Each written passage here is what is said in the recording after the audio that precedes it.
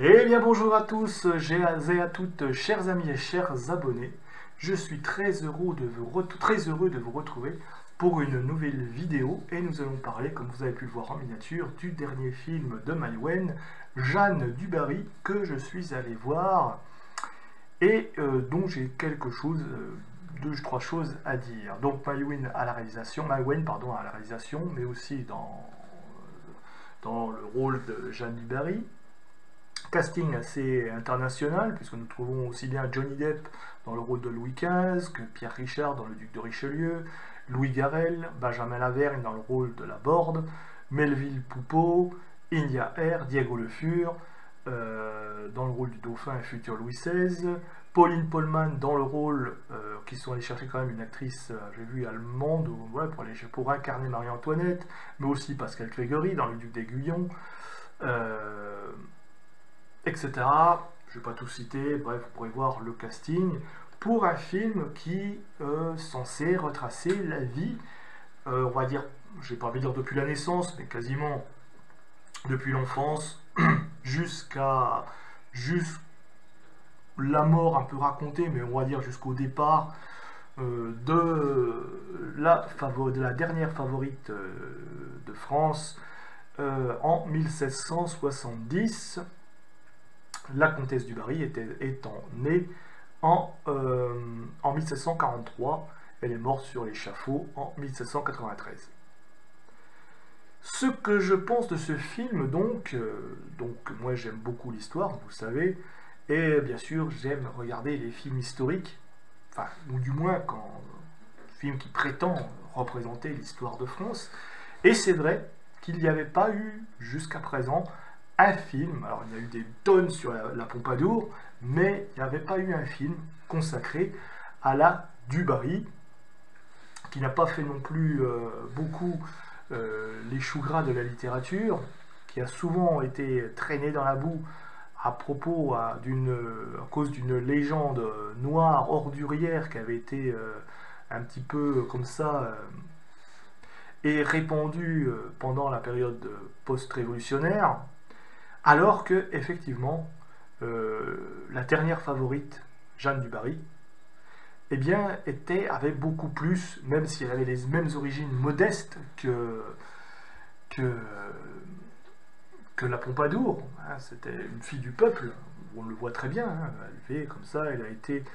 Mais sa mère avait, à Jeanne du Barry, avait eu ce bon goût de l'envoyer au couvent de Saint-Maur, d'ailleurs on le voit aussi dans le film, mais son esprit un petit peu frondeur, eh bien voilà, elle s'en est un petit peu échappée, mais elle a eu le temps d'avoir une certaine culture, un certain goût pour les arts, pour les lettres. Là, je parle de la vraie Jeanne du Barry, qui entre parenthèses, voilà, c'est elle, qui était blonde, hein, comme on le voit là, et pas brune. Bon, ça c'est une petite faute de goût, mais bon, bref, passons. C'est un détail, on va dire. Bon. Mais donc la vraie Jeanne du Barry, donc qui était partie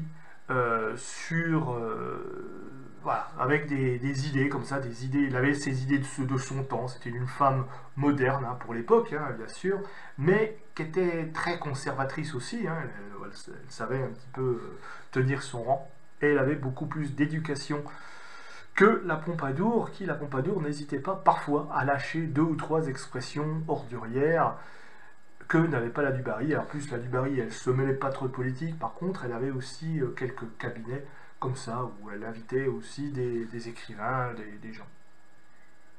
C'est, on va dire, sur ce point de vue-là, assez fidèle à l'histoire. Sauf que, bon, déjà, comme je vous ai dit, la du Barry était brune, pas blonde, mais je trouve que Maïwenn, qui incarne très bien ce personnage, non seulement a une bonne idée quand même de faire un film sur la du Barry, parce que c'est vrai qu'il y en a eu très peu, mais elle l'a fait passer trop, je dirais pas pour une victime, mais elle l'a fait un peu comme voilà. Alors oui, bien sûr, elle était très regardée à Versailles, c'est vrai que le montre très bien, mais c'était quand même pas une victime. Voilà, c'était pas la petite fille innocente qui va être livrée au regard en réalité. Même si c'est ce que je ressens dans le film, alors qu'en réalité, la vraie du Barry, elle avait du caractère quand même. Mais bon, et surtout, ce que j'aurais aimé voir, c'est quand même une femme qui aussi, j'aurais bien voulu voir le goût des lettres, la femme de lettres qui avait son cabinet de littéraire. J'attendais à ça un peu. Bon, après, je pense que dans un film, bon, même si le film fait 1h50, on peut pas tout mettre, mais quand même, ça manque aussi ça, comme par exemple, j'ai envie de dire, l'esprit du temps. On sait très bien que le XVIIIe siècle, hein, et ça Patrice Lecomte, il l'avait bien montré dans son ridicule, c'était les bons mots, c'était les belles phrases. Alors oui, il y a des jeux de lettres un petit peu à un moment donné qu'on voit, oui, mais pas que. J'aurais aimé voir plus des petites phrases piquantes, des mots, des bons mots, des beaux discours comme ça. Pour moi, le XVIIIe siècle, c'est ça. Alors peut-être qu'elle a voulu donner à son film une allure un peu moderne, pourquoi pas, mais quand même, ceux qui sont amateurs d'histoire aiment, quand on leur parle du XVIIIe siècle, et surtout de Versailles, surtout de la cour, quelque chose qui soit... voilà. Bref. Après, on voyage. C'est vrai qu'on voyage, c'est très bien filmé, on est à Versailles, on est vraiment à Versailles, et on voit qu'elle a obtenu les autorisations pour aller faire son film à Versailles. De toute façon, Versailles, ils sont habitués. Hein. Bon, maintenant, tellement de films qui vont se faire là-bas quand on veut parler de l'histoire de France. Mais au moins, elle n'a pas fait ça en studio, elle est restée dans Versailles, donc ça, c'est un très bon point pour elle. On voyage même dans les jardins de Versailles. Juste un petit bémol, j'ai envie de dire, où est le monde? Où est le peuple? Je veux dire, Versailles, ce n'était pas un endroit un peu, on a l'impression qu'il y a 2-3 Pékins qui se baladent. Non, il faut savoir que Versailles était un endroit qui était rempli de monde, contrairement à ce qu'on pense. Il n'y avait pas que des nobles, hein, il y avait des gens où tout le monde pouvait aller à Versailles. La seule condition, c'était de porter une épée au côté. Et il y avait d'ailleurs, à ce propos-là, il y avait quand même, à l'entrée de Versailles, il y avait ce qu'on appelait des loueurs d'épée, qui, pour 1 heure, 2 heures, du moment que vous alliez voir le roi, eh bien, vous aviez, voilà, il vous louait une épée pour que vous puissiez vous balader dans la galerie des glaces et être aux côtés, vous pouvoir présenter convenablement au roi. Un chapeau et une épée. Ça, c'était la règle. Et c'est pour ça que il y avait mais il y avait du monde à Versailles. Et là, dans ce film, j'ai l'impression de... Alors oui, il y a certes des figurants, mais je trouve que ça retranscrit pas assez bien, je veux dire, le côté un peu tout le monde qui allait dans Versailles. Surtout les jardins qui ont toujours été ouverts au public. Toujours. Bien avant toujours, puisque il y avait au matin, les matins, donc le roi fasse sa promenade, il y avait même des gardes qui faisaient le tour des bosquets pour voir s'il n'y avait pas des gens qui dormaient encore là dans les recoins. Mais voilà, ça manque de figurants. C'est très bien filmé, on voit les jardins, etc. Mais il n'y a pas assez de monde. Il n'y a pas assez de monde. Et ça, c'est un petit peu dommage. Elle retranscrit bien, alors oui, il y a quelques CGI pour bien remontrer, par exemple, les glaces qui prennent le bassin de Versailles, ça serait très bien vu aussi, avec des lumières aussi. Il y a des petits détails comme ça qui sont très intéressants. Les dîners à la bougie, les dîners à la chandelle, on sent qu'elle a capté un petit peu l'esprit du temps quand même si, voilà, voilà. Mais elle a quand même pris le temps de se renseigner.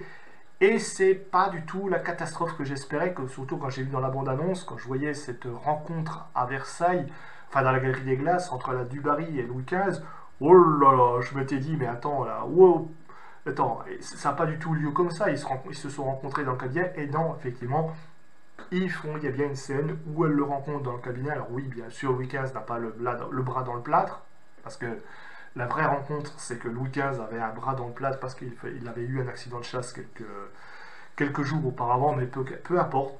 Ça a eu bien lieu, la première rencontre dans le cabinet du roi, dans une scène très intimiste en fait.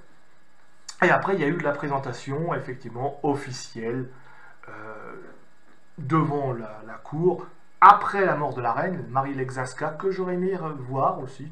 Elle l'évoque, mais elle ne la montre pas. Pourquoi? Bon, peut-être a-t-elle ne pas jugé de la montrer, mais peut-être que l'évoquer, justement, ça garde le mystère de la reine de France qu'on voyait très peu, à vrai dire.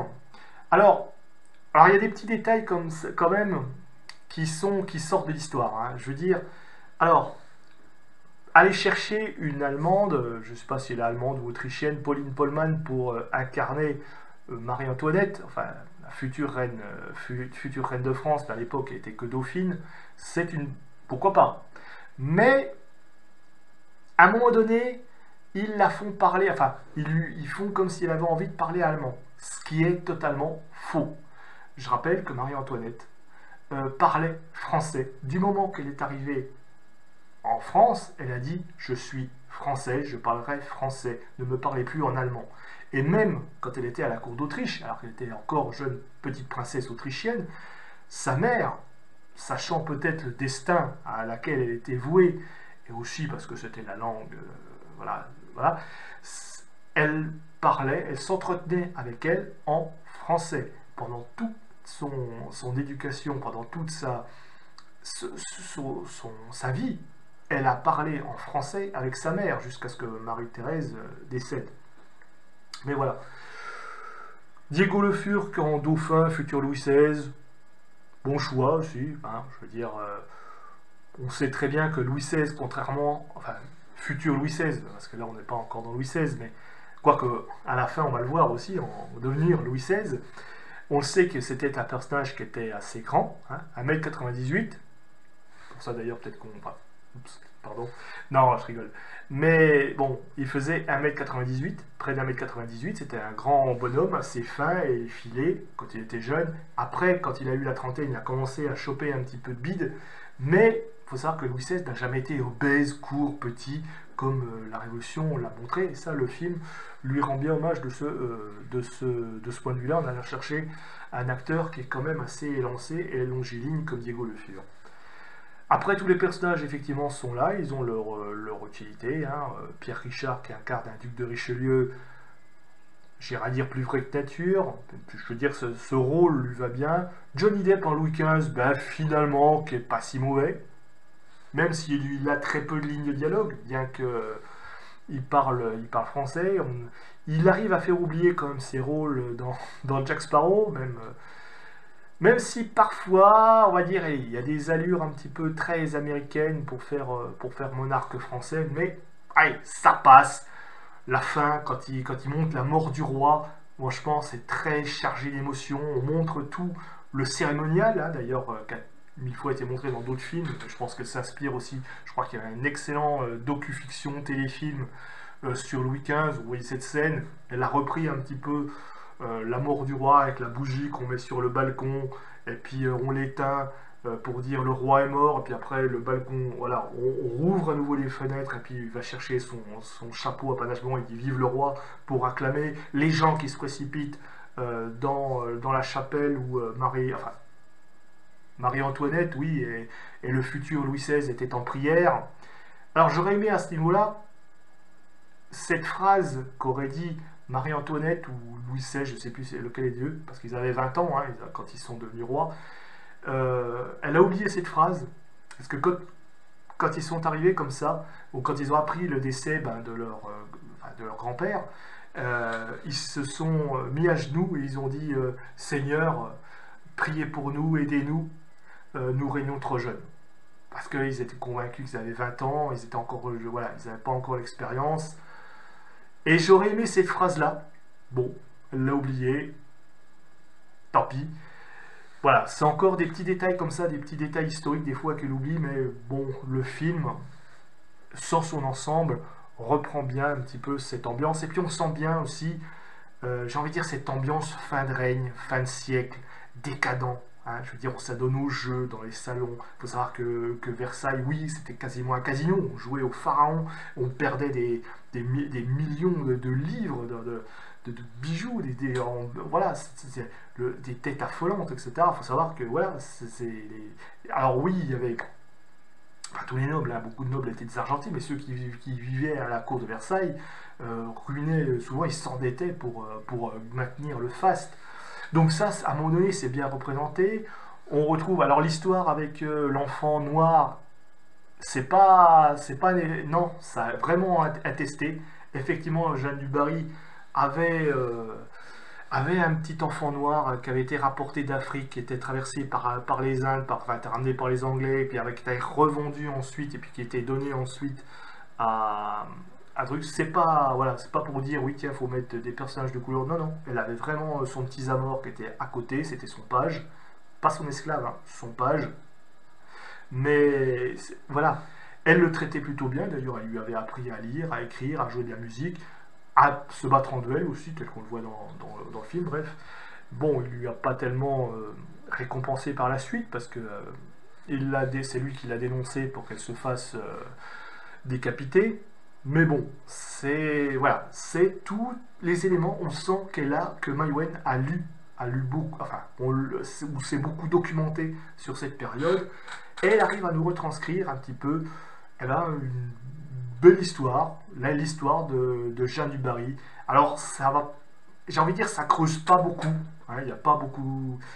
Voilà, on va dire qu'elle reste un petit peu à la surface. C'est comme si vous lisez un livre, un manuel d'histoire de France. C'est bien.